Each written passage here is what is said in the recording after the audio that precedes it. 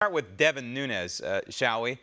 He's got three questions for the Department of Justice and Rod Rosenstein, namely, did the FBI use informants against members or associates of the Trump campaign, and if so, how many informants were used, and how much money was spent on their activities? This is a constitutional crisis we're staring at right here. If we have the DOJ/the FBI not responding to the request, a legitimate request and subpoena, mind you, from the United States Congress. They have a duty to reply. Yes, Congress has oversight of the DOJ. They also, by the way, work for the executive branch. Do we need to go in there and explain to them the constitutional and the political hierarchy in Washington, D.C.?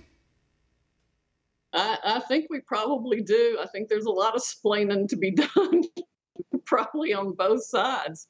But yes, I mean, Congress needs that information. I understand that.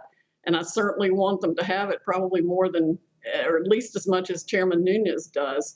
It may, though, be that the problem is there is an ongoing criminal investigation related to that. And that may be their hesitancy in disclosing it. I still think that at least ranking members of Congress should be able to have that information so they know what's going on. Well, they should certainly be trusted with it. And if you're right, if there is a criminal investigation, it's news to me.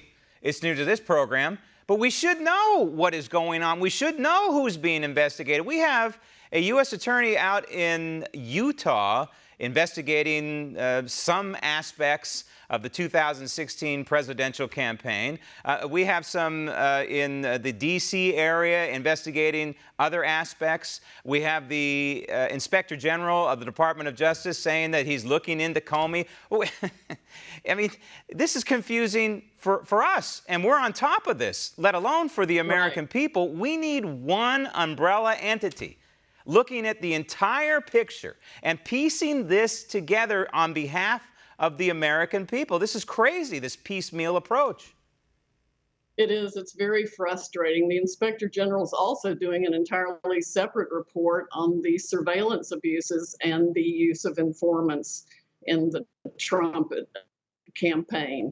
And that report may be 6 months in the offing. We don't know. It's extremely frustrating. I've called several times in my articles on the Hill and the Daily Caller for special counsel to be appointed now to investigate the entirety of the FBI and DOJ people who had any fingerprints on the Hillary Clinton email investigation, and also those that were involved in the Russia collusion narrative, because they morphed over to that.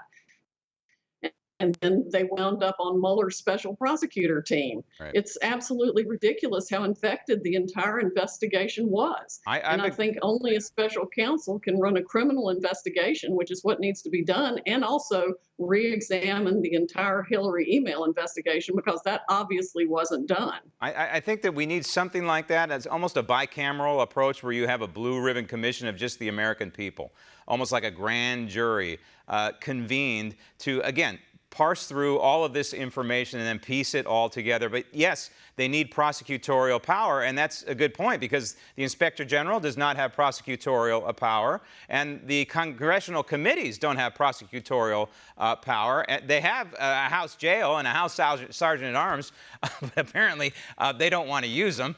So yes, we need to step back and look at the entire picture. And one of the pieces to this puzzle is this FBI agent Strzok, who I believe is still on the payroll. There are reports that he was escorted out of the building. There are mixed reports. I think we're still paying his pension. I'm not sure, his pension to be. But the bottom line, we do know this about Strzok. We do know that he's pro-Hillary, or at least was pro-Hillary, and very anti-Trump.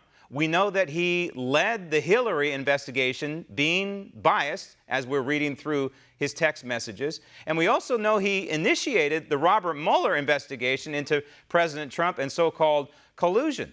What more exactly can he add to this salacious story and the story of political bias within an entity that's not supposed to be partisan in any way, shape, or form? What else is he going to tell the Congress that's going to move the needle in the other direction? Want to see more videos like this? Click on the link below and subscribe to One American News on YouTube, and call your cable provider and kindly demand that One American News is added to your lineup. Call and subscribe today.